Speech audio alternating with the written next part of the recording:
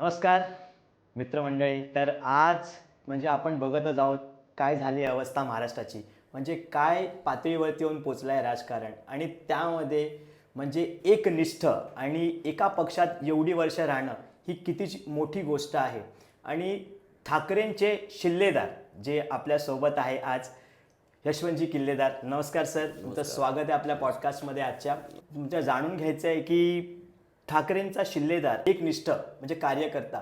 मग तुमचे मी खूप सारे किस्से ऐकले आहेत तुमचे कॉलेज डेजचे वगैरे, पण तर तुम्ही कसे जुळलात गेलात ठाकरेंशी आणि तुमचं कसं हे सुरुवात झाली? त्या दरम्यान कसं बाळासाहेबांचं एक वावटळ होतं, वादळ होतं महाराष्ट्रात. 100%. आणि तो पिरियड म्हणजे 88चा सांगतो मी. अच्छा. तेव्हा एकंदर माझा मोठा भाऊ पण शाखेत जात होता. मी राहत होतो खेडगल्ली, तिथे बाजूला शाखा होती. अच्छा. त्यामुळे शिवसेनेच्या शाखेत जाणं वगैरे येणं हे होतंच. परंतु 88ला जेव्हा मी कीर्ती कॉलेजला ॲडमिशन घेतलं, तेव्हा कीर्ती कॉलेज हे भारतीय विद्यार्थी सेनेचा बालेकिल्ला, म्हणजे जी शिवसेनेची भारतीय विद्यार्थी सेना होती त्याच्या अध्यक्ष तेव्हा नुकतेच राजसाहेब ठाकरे झाले होते. अच्छा. आणि तो तिकडे प्रचंड भारतीय विद्यार्थी सेनेचा दबदबा होता आणि हे होतं. आणि ते सगळं बघून आणि मला जे शिक्षण घ्यायचं होतं तिकडे ते मिळालं नव्हतं. बरोबर. त्यामुळे मला तसा थोडासा अभ्यासात थोडंसं लक्ष कमी होतं. लक्ष कमी असं नाही, मग त्याचा इंटरेस्ट कमी झाला. हां. स्वारस्य म्हणतात ना, थोडंसं कमी झालं होतं. मग तिकडे भारतीय विद्यार्थी सेनेचे सगळे मित्रपरिवार जे होते, कार्यकर्ते ते मित्रच होते. त्यातून मग ते हळूहळू मी तिकडे ओढला गेलो. अगोदरपासून शिवसेनेशी बांधलेलंच होतो. आणि नुकतेच तेव्हा राज ठाकरे साहेब अध्यक्ष झाले होते भारतीय विद्यार्थी सेनेचे. बाळासाहेबांची ओढ, बाळासाहेबांचे विचार आणि राज ठाकरे साहेबांसारखा एक डायनॅमिक नेतृत्व विद्यार्थी सेनेला मिळालं होतं. हळूहळू मी तिकडे खेचलो गेलो. नक्कीच. आणि त्यातून मी आणि माझा मूळ शाळेत देखील माझा पिंड समाजकारणाचा होता. कारण शाळेत सुद्धा मी अनेक सामाजिक जे कॅम्प्स व्हायचे त्याच्यामध्ये मी पार्टिसिपेट करायचो. तर आणि नंतर काही शिवसेनेचं काम करत असताना कालांतराने महाराष्ट्र नवनिर्माण सेनेची स्थापना झाली. राज ठाकरे साहेबांबरोबर आम्ही महाराष्ट्र नवनिर्माण सेनेचं काम करतो. आणि हे त्या सगळ्या अगोदरच्या अनुभवाचा उपयोग महाराष्ट्र नवनिर्माण सेनेच्या पक्षाची बांधणी करायला मला झाला. खूप उपयोगी पडला. खूप उपयोग झाला. याच्यावर आपण वळूया थोडंसं याच्याकडे की निरोगी आणि स्वच्छता म्हणजे दोन हे वेगळे वेगळे विषय आहे. म्हणजे आजकाल कसं होतं की आपण दादरलाच राहिलं आहे तर सगळे म्हणजे पावसाळा आला की हे मच्छर किंवा हे असं काय काय सुरुवात असते, म्हणजे पाणी भरतं आपल्या इकडे. तर तुमचं असं काय म्हणजे की निरोगी आणि स्वच्छता तुम्ही कसं जोडता? याच्यात कसं तुम्हाला एक गोष्ट सांगतो. महानगरपालिका, मुंबई महानगरपालिकेकडे मोठ्या प्रमाणात सिस्टीम आहे. मी अजिबात म्हणणार नाही की महानगरपालिका फेल्युअर आहे. सिस्टीम आहे पण ती नीट राबवली जात नाही. 100%. मुंबई महानगरपालिकेसारखी सिस्टीम कुठल्या संपूर्ण देशामध्ये कुठल्या महानगरपालिकेकडे नसेल. 100%. एवढी चांगली सिस्टीम आहे. इतकं चांगला कामगार देखील आहे. परंतु राबवणारी लोक योग्य नाही आहेत. 100%. भ्रष्टाचार आहे, भ्रष्टाचार होतोय कुठे. 100%. त्यामुळे कसं झालंय की म्हणा मिल बाटके खाओ, या धोरणानुसार ती सिस्टीम कुठेतरी त्याला गंज पकडलं. लक्षात आलं का? सिस्टीम जर चांगली आहे तर ती राबवणारी लोकही चांगली जर मिळाली तर मला वाटतं हे जे गोष्टी, ह्या ज्या काही छोट्या छोट्या गोष्टी आहेत, वर्षानुवर्षे त्याच गोष्टीवर आपण बोलतोय, निवडणुका लढवतोय, त्याच गोष्टींवर त्याच मुद्द्यांवर आपण निवडणुका लढवतोय. बरोबर. हे मुद्दे आतापर्यंत व्हॅनिश व्हायला पाहिजे, संपायला पाहिजे होते. मला वाटतं सिस्टीम राबवणारी लोक चांगली सभागृहात जाणं गरजेचं आहे. त्यांचा वचक अधिकाऱ्यांवर असला पाहिजे. वचक म्हणजे मी दादागिरीने नाही म्हणत आहे, अभ्यासू वृत्तीचा वचक.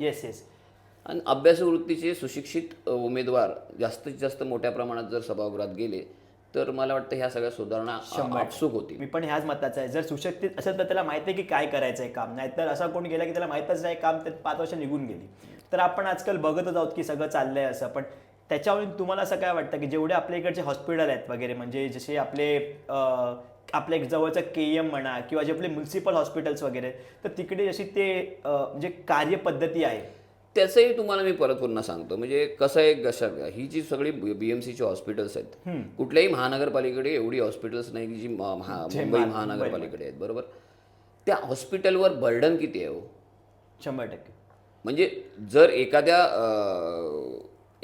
समजा एखादा बाऊल आहे, त्या बाऊलमध्ये 100 ग्राम जर श्रीखंड राहणार असेल तर 100 ग्रामच राहणार ना. बरोबर. तुम्ही त्याच्यावर जास्त टाकणार तर ते वेस्ट होणार. बेस्ट होणार 100%. तर महानगरपालिकेच्या ज्या काही बेड्स आहेत त्या बेड्स उपलब्ध असतात ज्या काही संख्येने आहेत परंतु त्या प्रमाणापेक्षाही जास्त अधिक प्रमाणात जर तिथे पेशंट जात असतील, रुग्ण जात असतील, तर त्यांनी का मॅनेजमेंटने ह्यांनी काय करायचं काय. बरोबर. मग हे कोण असतात इतके रुग्ण, इतकी लोक आजारी कुठून पडतात हा प्रश्न येतो. 100%. मुंबईमध्ये इतकी लोक आजारी पडतात का, तर मी म्हणेन नाही. कारण मुंबईमध्ये आजारी पडणारा मुंबई ही मराठी माणसांची, बरोबर, 100%. मराठी माणसांची किंवा सर्वसामान्य कुटुंबातल्या लोकांसाठी ह्या सुविधा त्यावेळेला महानगरपालिकेने उपलब्ध करून दिल्या. त्या मिळतात का आता. KM असो, सायन असो, कुठेही कुपर असो, तुमची ही जी हॉस्पिटल्स आहेत इथे सर्वसामान्यांना तिथे उपचार करायला म्हणजे ॲडमिशन किंवा अवेलेबलच नसतात. बरोबर. का तर त्याच्यावर जो भार पडलेला आहे हा परप्रांतातून आलेली जी लोक आहेत, 100%. परप्रांतातून आलेली जी मुंबईवर जो लोड आलेला आहे म्हणजे त्यांचाच भरणा तिकडे असतो. कारण फुकट सगळे उपचार मिळतो म्हणून मॅक्झिमम ती जी सगळी लोक आहेत त्याच्यामध्ये मग UP, बिहार, कुठले अगदी परप्रांत सोडावं, मुंबईच्या बाहेरची अगदी म्हणजे पनवेल ह्या साईडची ही लोक, मी असं म्हणत नाही की त्यांनी येऊ नये, बिचारे रुग्ण आहेत व गरीब लोक आहेत त्यांनी नक्की यावं, परंतु बाहेरचे जे महाराष्ट्राच्या बाहेरची जी लोक आहेत ह्यांना किती काळ आपण मर्यादेच्या पलीकडे जाऊन जिंकायचं. बरोबर. आणि अशामुळे काय होतं की ज्यांच्यासाठी ही हॉस्पिटल्स उभी राहिली केली गेली त्यांना ट्रीटमेंट मिळतच नाहीत. भलतेच येऊन त्याची तिथे ट्रीटमेंट घेतात. आणि ज्यांच्यासाठी निर्माण केली ती आपली सर्वसामान्य मराठी जी मंडळी आहे त्यांना प्रायव्हेट नाईलाजाने प्रायव्हेट हॉस्पिटलला जावं लागतंय आणि पैसा खर्च करावा डॉक्टरकडे गेले की मला वाटतं ह्याच्यावर राज्य सरकारने आणि म्हणजे राज्य ऑफकोर्स, कारण हे सगळे निर्णय किंवा हे काही नियम जे आहेत हे विधिमंडळात होतात. 100%. ह्याच्यावर कुठेतरी काहीतरी कंट्रोल आणायला पाहिजे, नियम करून काहीतरी कंट्रोल आणायला पाहिजे. कारण ह्या सगळ्या हॉस्पिटलवरचा जो लोड आहे, ताण आहे, हा कमी नाही केला तर बरेचसे आता पेशंटचे रिलेटिव्ह मग त्या डॉक्टरला मारहाण कर आणि हे कर. अरे ते डॉक्टर तरी काय करणार, शेवटी तो माणूस आहे. डॉक्टर जरी असला तरी माणूस, तो किती म्हणजे ताण किती घेणार. बरोबर. म्हणजे लक्षात आलं का. पण झोपत नाही आणि म्हणजे त्या पेशंटच्या रिलेटिव्हचं पण चुकतं असं नाही, शेवटी त्यांचा माणूस बेडवर असतो आणि त्याला ट्रीटमेंट नीट मिळत नाही म्हटल्यानंतर ते पॅनिक होणं स्वाभाविक आहे. दोन्ही बाजूचा विचार केला तर ते त्या ठिकाणी ते योग्य आहे. परंतु ह्याच्यावर कुठेतरी योग्य पद्धतीने काहीतरी एक वे आउट काढला पाहिजे. आणि ते इनिशिएट कोणी करायला पाहिजे. तुम्ही जे निवडून जाणारे लोक आहात 100% आणि अधिकारी यांनी इनिशिएट करून ह्याच्यावर काहीतरी करायला हवं. 100%. जोपर्यंत ह्या गोष्टी होत नाहीत तोपर्यंत या हॉस्पिटलचं हे असंच चालत राहणार. 100% असंच चालत राहणार, काही होणार नाही.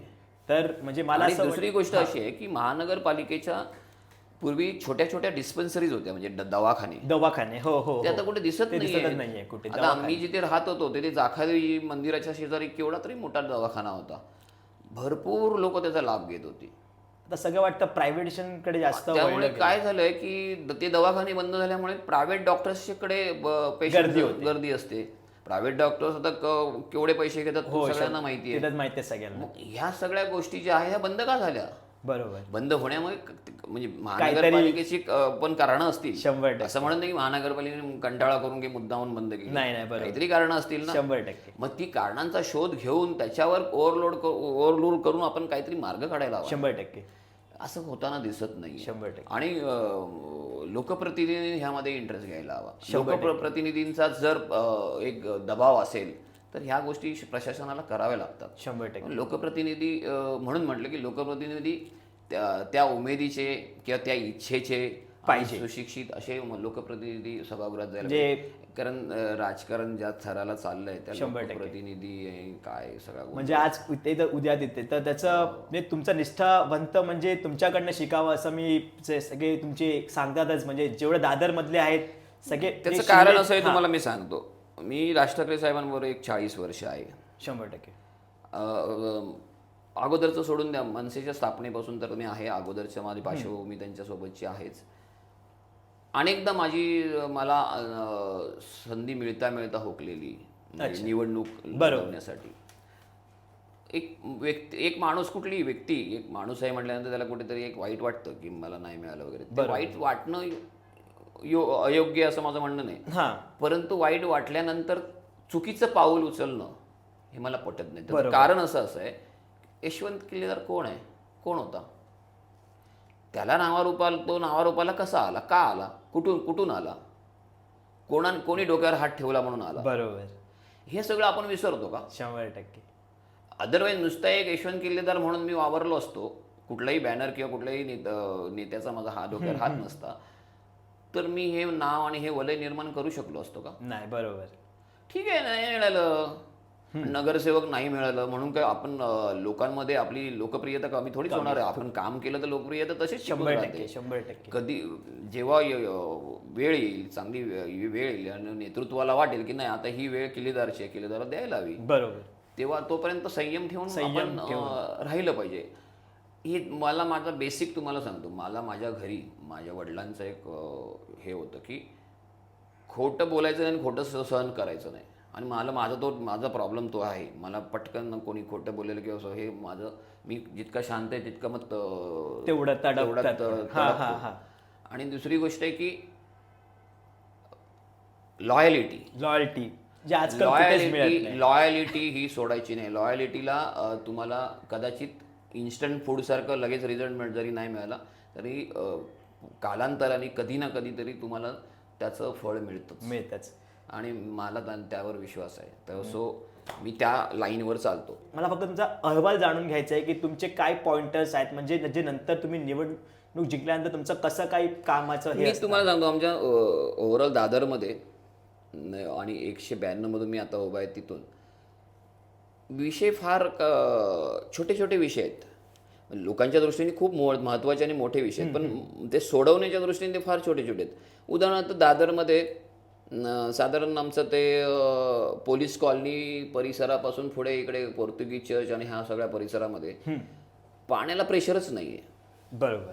आता मला चढतच नाही दुसऱ्या मजल्यावर वगैरे पाणी चढतच नाही. बिचाऱ्या त्या महिला ते टोटी लावून ओढून वगैरे, म्हणजे त्यांच्या लंग्सला प्रॉब्लेम होईल अशी परिस्थिती. मला कळत नाही की एवढी मोठी महानगरपालिका मुंबईची, देशामधली अग्रगण्य महानगरपालिका हे छोटे छोटे प्रॉब्लेम सोडवू शकत नाही. बरोबर. आणि पाण्याचा काही तसा तुटवडा नाहीये. बरोबर. पूर साठा आहे. हो 100%. म्हणजे तोही प्रॉब्लेम नाहीये. बरोबर. मग काहीतरी टेक्निकल प्रॉब्लेम आहे ना. बरोबर. टेक्निकल प्रॉब्लेम सोडवा. तुमच्याकडे एवढे लाखो इंजिनियर्स आहेत, सगळी सिस्टीम आहे, तुम्ही तातडीने त्याच्यावर ऍक्ट व्हायला पाहिजे ना, रिॲक्ट व्हायला पाहिजे, त्याच्यावर काम करायला हवं ना. 100%. मी पहिलं काम ते हातात गेले.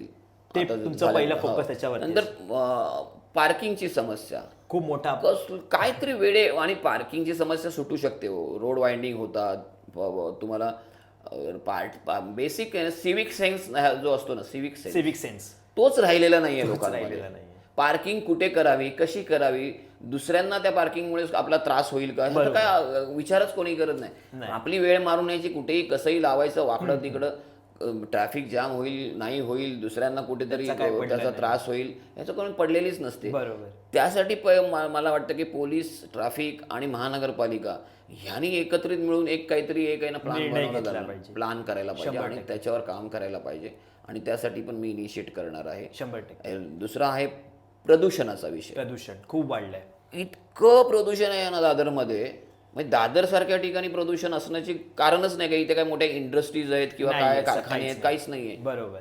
तरी पण प्रदूषण आहे. बरोबर. त्याचं कारण काय आहे की मोठ्या प्रमाणात डेव्हलपमेंट चालू आहेत. बरोबर. डेव्हलपमेंटला विरोध नाही, पण तुम्ही त्याचे प्रिकॉशन मेजर्स जे आहेत ते बिल्डर पाळत नाही, सांभाळत नाही, याच्यावर तुमचा अंकुशच नाहीये. 100%. कागदावर तुम्ही त्याला नियम अटी दिलेले आहात, पण तो त्या पाळतोय की नाही पाळतोय हे कोणी पाहिलंच नाहीये. पाहतच नाहीये. पाहिलं आहेत, पण ते भ्रष्टाचाराने माखलेले आहेत. तुझ्या लक्षात आलं? 100% कळलं. मग ह्या सगळ्या गोष्टीवर कुठेतरी आवाज उठवणं गरजेचं आहे. 100%. आम्ही एक पक्षाचे कार्यकर्ते, पदाधिकारी म्हणून आवाज उठवतोच आहोत, पण जेव्हा आमच्याकडे नगरसेवक म्हणजे जे संविधानिक पद आहे सभागृहातलं, ते जेव्हा येईल ते अथॉरिटी येते. बरोबर. त्या अथॉरिटीचा यूज करून प्रदूषण कसं कमी करता येईल हाही आमचा प्रयत्न राहील. लोकांना बेसिक गोष्टी आहेत त्या द्या पहिल्या. बरोबर. रेल आता बस भाडेवार महानगरपालिकेचीच एक ती सिस्टर कन्सर्न आहे बेस्ट. हा काय भाडेवार केली आहे ती? बरोबर. 5 रुपयावरून तुम्ही डायरेक्ट 12 रुपये करता. सर्वसामान्य माणूस आणि बस कोण वापरतो? सर्वसामान्य माणूस वापरतो ना. बरोबर. धनिक लोक नाही वापरत. धनिक लोकांच्या स्वतःच्या गाड्या असतात. बरोबर. मग सर्वसामान्यांचा विचार तुम्ही करणार की नाही करणार? बरोबर आहे. ह्या सगळ्या गोष्टीचा विचार व्हायला पाहिजे. मला वाटतं आपला केंद्रबिंदू हा सर्वसामान्य मराठी माणूस असला पाहिजे. एवढी वर्ष तुम्ही ह्या प्रभागामध्ये काम करतायत आणि म्हणजे तुम्हाला सगळी लोक यशवंत किल्लेदार म्हणजे ठाकरेंचा शिल्लेदार असं ओळख तुमची आहेतच. तसं पण सांगायचं तात्पर्य असं आहे की म्हणजे मला खूप बरं वाटलं तुम्ही तुमचा वेळ तुमच्या दिला आणि म्हणजे तुमच्या एवढ्या बिझी शेड्यूलमध्ये तुम्ही मला वेळ दिलात आणि सर्वसामान्यांना म्हणजे तुमचे जे शब्द आहेत ते लोकांना कळले. तुमचा प्लॅन काय आहे लोकांना म्हणजे असं वाटतं की काय प्लॅन असतील पुढचं काय असेल तर तो तुम्ही आपल्या ह्या माध्यमातून तुम्ही सांगायचा प्रयत्न केला. तर मला असं वाटतं की तुमचं खूप खूप धन्यवाद आणि तुमचे खूप खूप आभार. धन्यवाद आणि थँक्यू सो मच मला वेळ दिल्याबद्दल. धन्यवाद. Thank you so much. तुम्ही सांगा तुम्हाला कसं वाटतंय हा पॉडकास्ट. सगळ्यांनी कमेंट करून सांगा.